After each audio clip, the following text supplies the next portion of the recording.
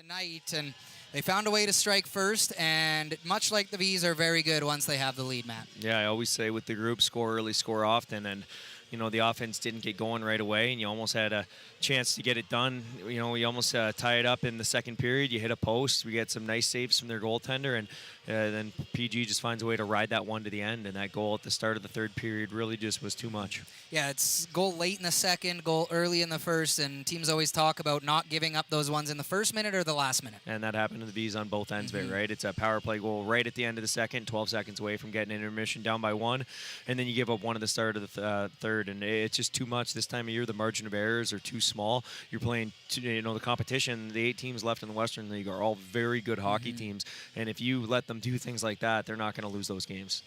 Let's get to the scoring summary tonight. It started at 8:23 of period number 1 as a steal at the Vees blue line led Lee Shergott to find Jet Lajoie all alone in front. He went 5-hole on Ryden Evers and made it 1-0. Cooper Gazowski with the secondary assist there. That was the score after 20.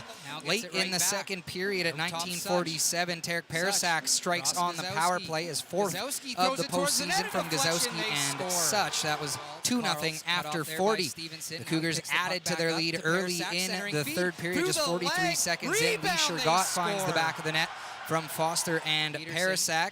And then at 15:30 into the empty net, Parasak finds the goal for his 5th and 2nd of the night from such. The Vees would counter at 18:58 to break the goose egg for the Cougars as Noah Milford finds the back of the net for his first postseason goal from Cal Stone and Chase Valiant. Tonight's final score is 4-1. The 3 stars, Lee Shergott is your 3rd star with a goal and an assist. The 2nd star is Joshua Ravensbergen, stopping 34 of 35. And Tarek Parasak with 2 goals and 1 assist is your 1st star. The Vees go 0 for 2 on the power play, 0 for 1 on the penalty kill, and outshoot the Cougars 35-20. Matt, do you have your Wise Guys Car Wash grittiest player tonight? Yeah, and I'm going to go with one of the players who I actually did like tonight, and I thought he was one of the contributors. I liked what he was doing out there, and that's Dugan Peterson. Dugan Peterson is your Wise Guys Car Wash grittiest player tonight. He'll win a free car wash courtesy of Wise Guys. Well, Matt, right back at it. They can wipe this one clean and try and even the series tomorrow night. Just any final thoughts before we say goodbye to you tonight? It's a long playoff series. I can just tell by the way the hockey's being played. You were far from your best. You find a way to outshoot them 34-20.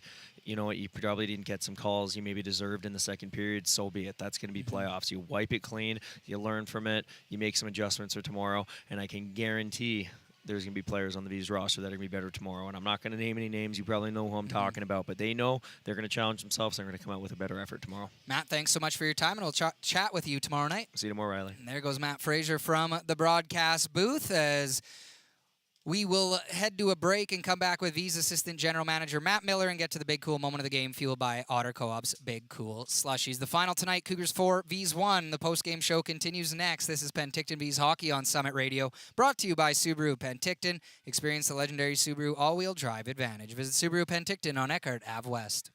Back from the SOEC for one final time tonight, now joined by Vees Assistant General Manager Matt Miller. And Matt, obviously not the start your group wanted. Just where did you see it kind of go wrong here tonight? When the puck dropped in the first period, I'd say. We were not ready to play playoff hockey, and they were. Right from the start, I think they were more physical than us.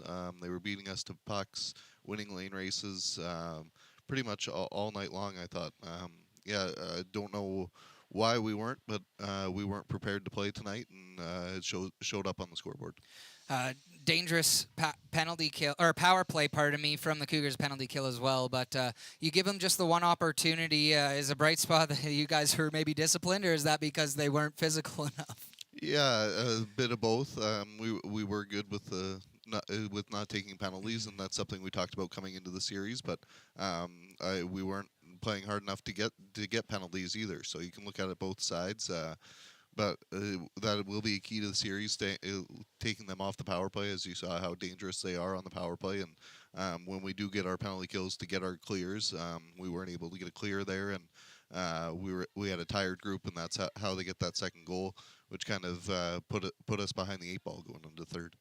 Just 2 more here with Vees Assistant General Manager Matt Miller. Matt, Diego Johnson draws back into the lineup tonight. Had a couple good chances there in the first period and looked like he still had his legs under him. Just how good does it feel to get Diego back in the lineup? Yeah, it's good to get him back and have the depth through our lineup. I thought the bottom of our lineup was the better part of our lineup for sure tonight. The little bit of physicality we showed was from those lines, and but it does make us a deeper team. Didn't really show it tonight, but it's nice to have him back in the fold for the rest of the series. And finally, just what does your group need to do? Maybe just wipe this one and get on to Game 2. It's a quick turnaround for Game 2 tomorrow night. Yeah, for sure. That's the best part of playoff hockey. It's not 1-1 game. It's a race to 4, and we've got a chance tomorrow to even up the series and go into Prince George tied 1-1. So we have to talk about the things that we didn't do well tonight, for sure. But it's a reset mentality going into tomorrow. Matt, thanks so much for your time. We'll chat with you tomorrow night after Game 2. Thank you, Riley. There goes Matt Miller from the broadcast booth. As we start to wrap things up here, we'll get to the big cool moment of the game, fueled by Otter Co-op's Big Cool Slushies, the coolest way to celebrate a big Vees player moment. And I guess we have to go with Noah Milford's first WHL playoff goal tonight. He strikes late for the Vees and gets on the board here in the playoffs. So Noah Milford's goal is tonight's big cool moment of the game, fueled by Otter Co-op's Big Cool Slushies. That will do it for us tonight. And we're back for game number 2 tomorrow night here from the SOEC. If you couldn't make it down tonight, please come pack the barn. Another crowd over 4,000 here, and the Vees need every single one of you to cheer them on to victory. Head to valleyfirsttix.com to grab yours now. 7:05 puck drop, which means 6:45 pre-game show here on Summit Radio and Victory Plus. For my co-host, Matt Fraser, our outstanding producers on site, it's Andrew Jackie Bite. Back at Summit Radio, it's Riley Hannon. My name's Riley Pollock. Thank you so much for listening. We'll talk to you tomorrow night. Game 1 goes to the Cougars by a 4-1 score. We'll be back for Game 2 tomorrow. This has been Penticton Vees Hockey on Summit Radio, brought to you by Subaru Penticton. Experience the legendary Subaru all-wheel drive advantage. Visit Subaru Penticton on Eckhart Ave West.